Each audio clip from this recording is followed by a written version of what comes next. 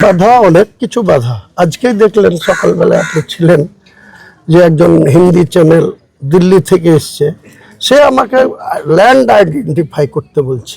আমি ল্যান্ডটা আইডেন্টিফাই এই কারণে করিনি, আমি ফ্লেক্স করে জানিয়ে দিয়েছি, আমার ফেসবুক থেকে জানিয়ে দিয়েছি যে বাবরি মসজিদের শিলান্যাস 6 ডিসেম্বর শনিবার বেলা 12টায় হবে। সেটা আকাশে নিশ্চয়ই হবে না, ল্যান্ডেই হবে, মাটিতেই হবে, জমিতেই হবে। কিন্তু এদের এত ইন্টারেস্ট কি যে কোন জায়গায় হবে এখনই আমাদেরকে জানিয়ে দেন, এখনই আমরা সেখানে গিয়ে ছবি তুলব, এখনই আমরা সেখানে গিয়ে ল্যান্ডমার্কিং করে গোটা লোককে জানাবো। কোনো দরকার নেই। আমি ল্যান্ড এক জায়গায় সিলেকশন করেছিলাম, 6 জনের ল্যান্ড ছিল, সেটা আমার সঙ্গে এগ্রিমেন্ট হয়েছিল। তারপরে দেখা যাচ্ছে যে এই দুজন যে মুনাফেকের নাম করলাম, আর নাম নিতে ভালো লাগছে না, এই দুজন মুনাফেক মনে করছে চিরদিন বাঁচবো আর চিরদিনই মমতা ব্যানার্জির দয়ায় এমএলএ হয়ে থাকবো। আগামী ইলেকশনে আগে সবার সাথে টার্গেট এই 2 মুনাফেককে আগে সাধারণ মানুষে পরিণত করব, মানুষ করবে, তারপরে অনেক কিছুর মোকাবেলা হবে। কাজেই আমরা ডোন্ট কেয়ার। আমি বলেছি 6 তারিখে হবে, বেলা 12টায় হবে। 2 লক্ষ বলেছি, আগামী দিনে বলছি লক্ষাধিক মানুষ আসবে, 2 লক্ষ হতে পারে, 4 লক্ষ হতে পারে। সময় আসলে আপনাদের সবাইকে ইনভাইট থাকলো।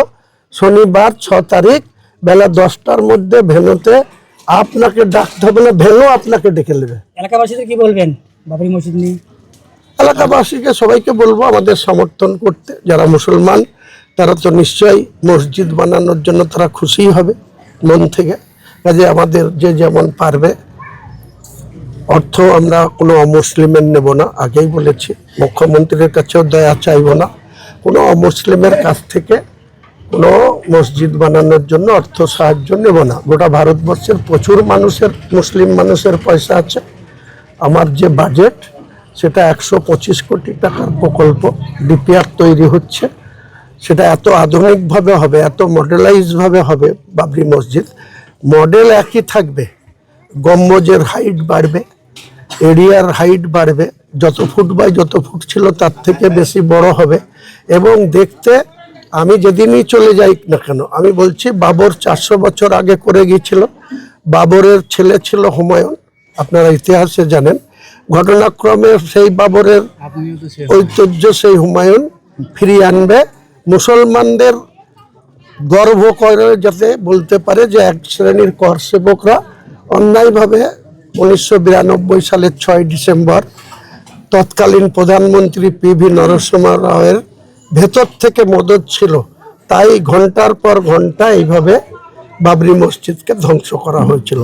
আজকে আমি বলছি আমার মাথার দাম দিয়েছে 1 কোটি টাকা। আপনারা জানেন একজন ইউপির একজন উগ্র হিন্দু বলেছে যে হুমায়ুন কবিরের মাথা কেটে আনতে পারলে 1 কোটি টাকা তিনি পুরস্কার দেবেন। আমি সেই ব্যক্তিকে বলছি তুমি এবং তোমার যত শক্তি আছে মুর্শিদাবাদের ভেন্যুতে আসো, আমার মাথা তোমার কাটবা না তোমার গদ্দান কোথায় যাবে সেদিন প্রমাণ হবে। ঠিক আছে, থ্যাংক ইউ।